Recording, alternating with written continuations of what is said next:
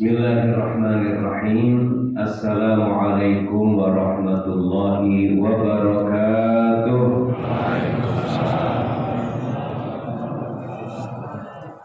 Alhamdulillah. Alhamdulillahilladzi hadana lihada wa ma kunna linahtadiya laula an hadanallah.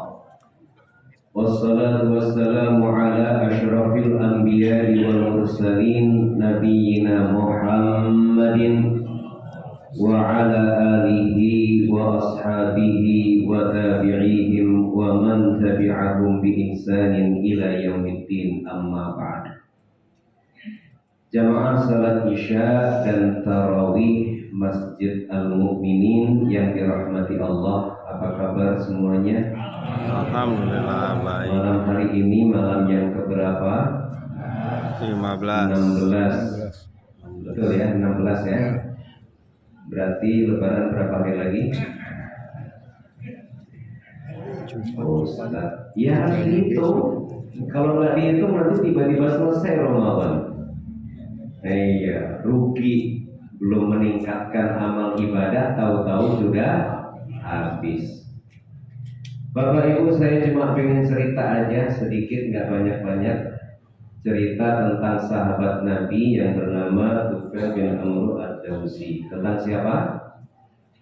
Sahabat siapa? Nah loh, suruh ingat nama Arab susah bener. Nama Arab yang paling gampang diingat siapa? Siapa? Anies Baswedan. Oh iya, Anies Baswedan paling gampang diingat ya.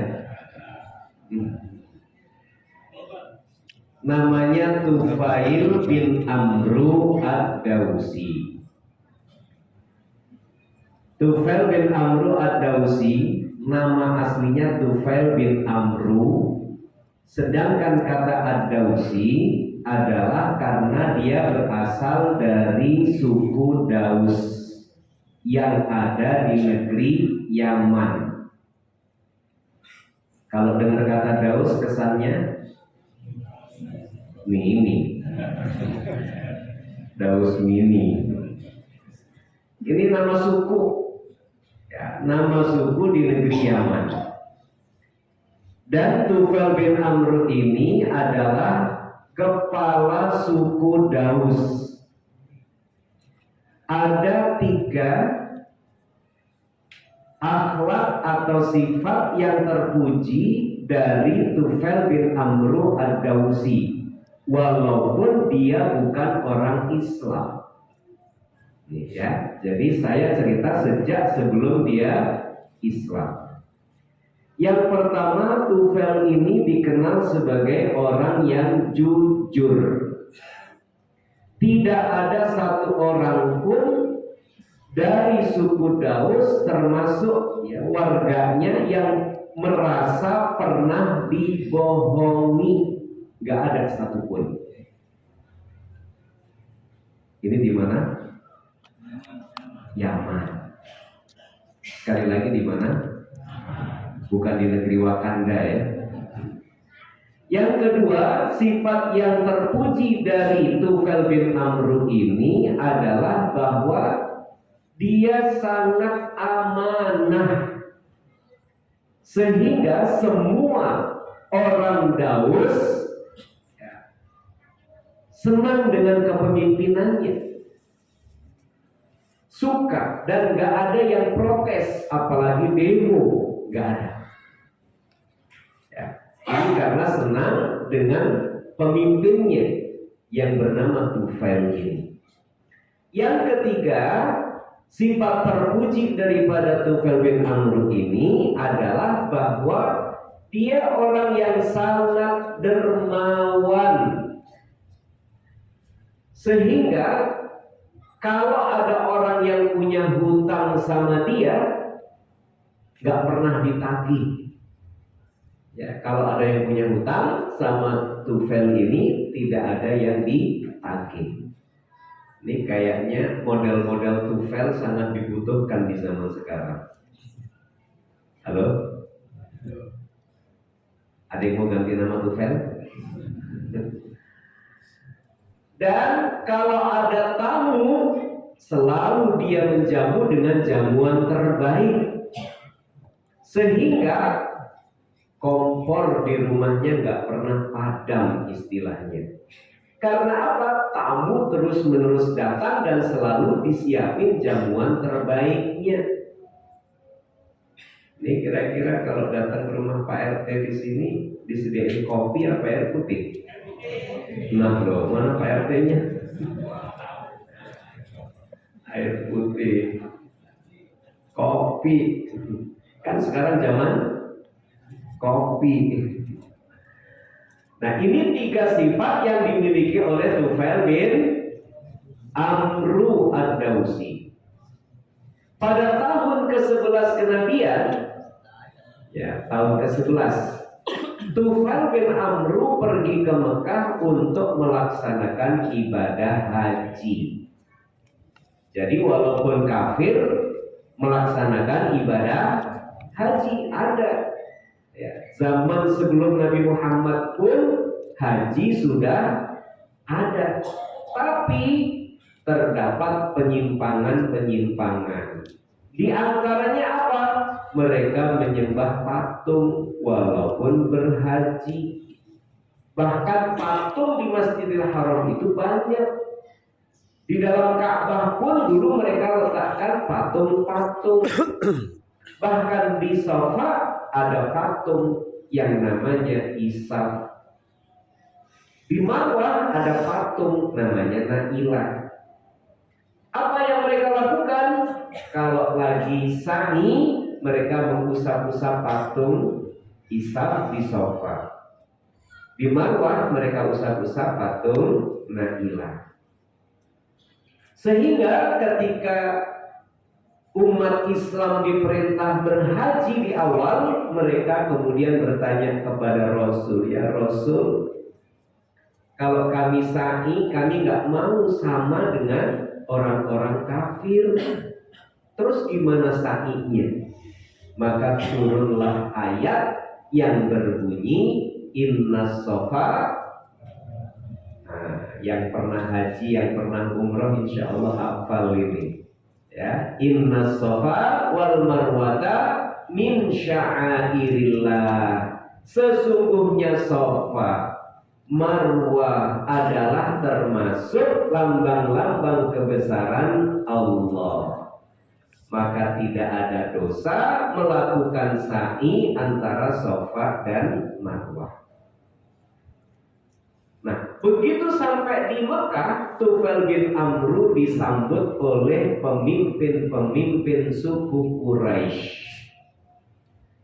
Dan para pemimpin suku Quraisy ini berpesan kepada Tufail, nanti kalau di Masjidil Haram ketemu dengan orang yang namanya Muhammad, kamu harus hati-hati, waspada, karena perkataannya Muhammad bisa menyihir. Dan Muhammad itu orang yang memutuskan silaturahim. Muhammad itu memutuskan hubungan kekeluargaan. Maka kamu harus hati-hati. Ini pesennya tokoh-tokoh kafir Quraisy kepada Tufail bin Amru ad-Dawsi. Begitu dia ke Masjidil Haram, dia melihat ada seseorang yang sedang beribadah. Berbeda caranya dengan umumnya orang pada zaman itu. Maka ditanyakanlah siapa itu. Dijawab itu Muhammad. Begitu dia dengar Nabi Muhammad, dengar nama Muhammad, maka dia segera mencari kapas, digulung-gulung kapas, kemudian ditempelkan di telinga kanan dan telinga kirinya. Tujuannya apa? Supaya tidak mendengar perkataan Nabi Muhammad. Sebab kalau dia dengar bisa kena sihir. Maka mulailah dia tawaf. Setelah dia letakkan gulungan kapas di telinganya, dilalah. Ngerti dilalah enggak? Ngerti dilalah enggak? Kalau ngerti saya lanjutin, kalau enggak saya jelasin. Dilalah ya, dilalahnya kapasnya jatuh, lepas. Dan pada saat lepas itu dia mendengar Nabi Muhammad sallallahu alaihi wasallam sedang membaca Al-Qur'an surat Toha. Toha ma anzalna 'alaikal Qur'ana litashqa illa tadhkiratan liman yakhsha. Toha, kami tidak menurunkan Al-Quran kepadamu untuk membuatmu sengsara, tetapi dia adalah peringatan bagi orang yang takut. Maka begitu mendengar bacaan Al-Quran Nabi Muhammad sallallahu alaihi wasallam, Tufail kemudian mulai dan terduduk. Begitu terduduk, dihampiri oleh Nabi Muhammad sallallahu alaihi wasallam, kemudian Nabi mengucapkan marhaban ya ahla Yaman. Nabi tahu nih orang dari Yaman. Nabi asalnya dari negeri Yaman. Dan biasanya Pak, kalau kita di Arab tinggal di sana akan bisa membedakan ini orang Arabnya Saudi, ini orang Arabnya Mesir, ini Arabnya Pakistan dan seterusnya, ya, Suriah, Maroko, ya. Maka bisa membedakan, Nabi juga bisa bedakan. Emang kita, ya, kalau kita kan nggak bisa, asal berwajah Arab maka kita panggil Habib.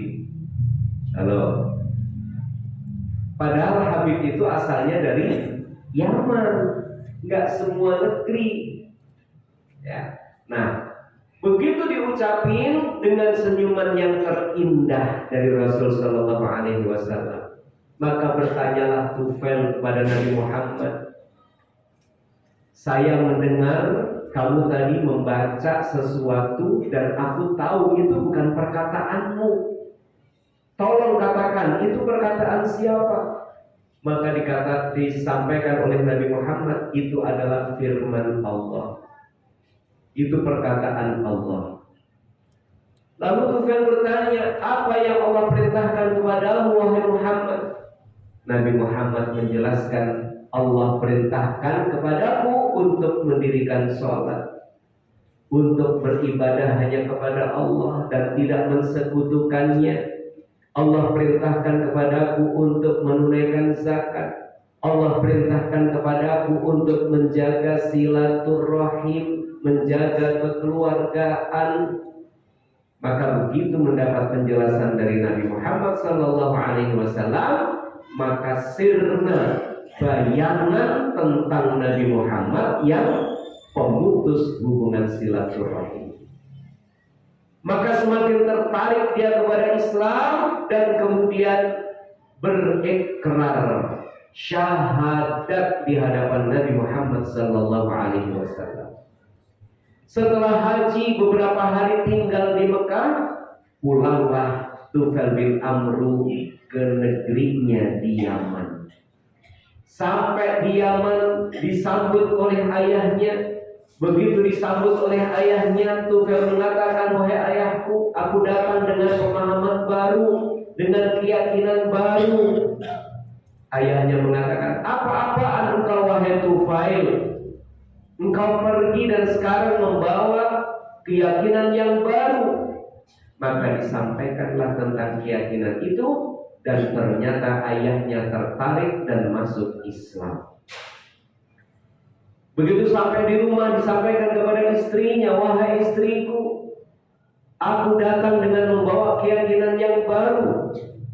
Bila engkau hendak mengikuti, maka silahkan ikut. Tapi bila tidak, kita berpisah, kita bercerai, dan tidak usah khawatir, kebutuhan hidupmu akan aku penuhi. Istrinya pun mengatakan, apa-apaan engkau wahai Tufail? Katakan apa keyakinanmu? Maka disampaikanlah tentang keyakinannya Tufail, dan kemudian istrinya pun masuk Islam. Lalu dia datangi warganya, kaumnya di tempat-tempat mereka berkumpul, dan dikatakan kepada mereka, Wahai kaumku, aku datang dengan membawa keyakinan yang baru. Maka sekarang silahkan pilih pemimpin kalian yang baru, karena aku sudah berbeda dengan kalian. Ini kan beda sama orang yang waktu 2017 kemarin maksain. Halo? Iya, maksain pengen jadi pemimpin kita. Nah, kita kebanyakan kan orang Islam. Halo? Ingat nggak? Enggak. Udah lupa? Nggak lupa ya. Nah, ini Tufail silahkan pilih pemimpin yang baru. Tetapi warganya tidak mau. Silahkan sampaikan apa keyakinanmu yang baru, wahai Tufail. Maka disampaikanlah, dan ternyata banyak yang masuk Islam. Dan di antaranya adalah Abu Syams, ya, atau Abu Hurairah.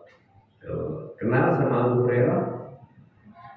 Kalau Abu Hurairah kenal karena hadisnya banyak, tidak kurang dari 4.000 hadis. Lalu beberapa tahun kemudian pergilah Tufail bersama beberapa warganya suku Daus, termasuk juga Abu Hurairah, berangkat menuju Madinah belajar Islam dari Rasul Sallallahu Alaihi Wasallam. Maka pada saat itu Abu Hurairah minta kepada Tufail, tolong sampaikan kepada Nabi, saya ingin tinggal di Madinah dan saya bersedia menjadi pelayannya Nabi. Maka ketika disampaikan kepada Nabi, Nabi menerima Tufail tinggal di Madinah, tapi tidak menerima sebagai pelayannya.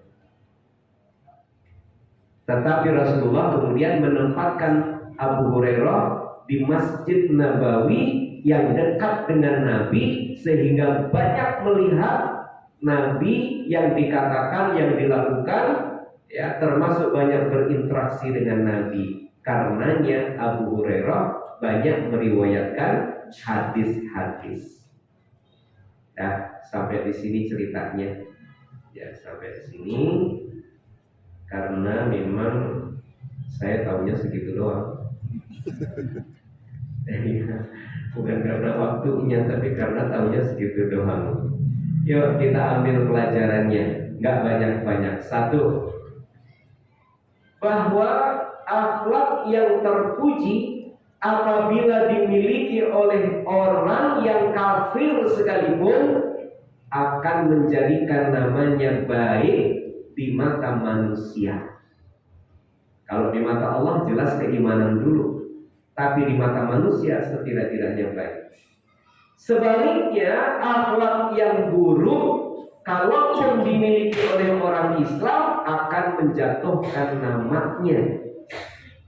Coba kalau ada orang kafir tapi dermawan, kita bilangnya apa? Ya, meskipun dia kafir tapi dia dermawan.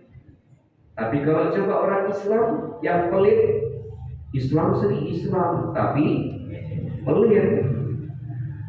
Kayak pentil, tahu pentil? Pentil ban. Pentil ban itu maunya diisi angin melulu, nggak mau keluar kan? Nah, orang pelit itu kalau dapat harta dipegang benar-benar, masuk ke rekeningnya, masuk ke kantongnya, susah banget keluarnya.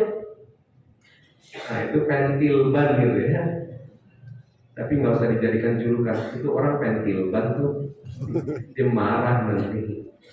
Ya, ini hanya sebuah penggambaran. Jadi, apalagi kalau akhlak yang mulia itu dimiliki oleh seorang Muslim. Ramadan mengajarkan kita akhlak yang mulia. Maka ayo kita perbaiki akhlak kita. Yang kedua, dakwah tidak dengan cara memaksa, ini jauh lebih efektif. Nggak usah dipaksa-paksa seseorang itu. Yuk kita ajak kepada kebaikan dengan cara yang bijak, dengan cara yang baik. Maka insya Allah orang yang kita dakwahi akan mau mengikuti. Yang ketiga, membaca Al-Quran dengan suara mendatangkan manfaat. Salah satunya adalah mendatangkan hidayah, petunjuk dari Allah. Makanya bapak-bapak baca Quran jangan malu-malu. Gak kedengaran suaranya, ya gak apa-apa kedengaran sedikit. Siapa tahu orang yang mendengar lebih mengerti tentang Quran. Begitu mendengar bacaan bapak yang mungkin masih banyak salah-salahnya, dia perbaiki tuh untungnya. Atau justru orang yang mendengar akan mendapatkan hidayah melalui bacaan Quran kita. Maka kita mendapatkan banyak pahala. Itu saja yang bisa diambil pelajaran. Mudah-mudahan manfaat. Mohon maaf atas segala kekurangan. Assalamualaikum warahmatullahi wabarakatuh.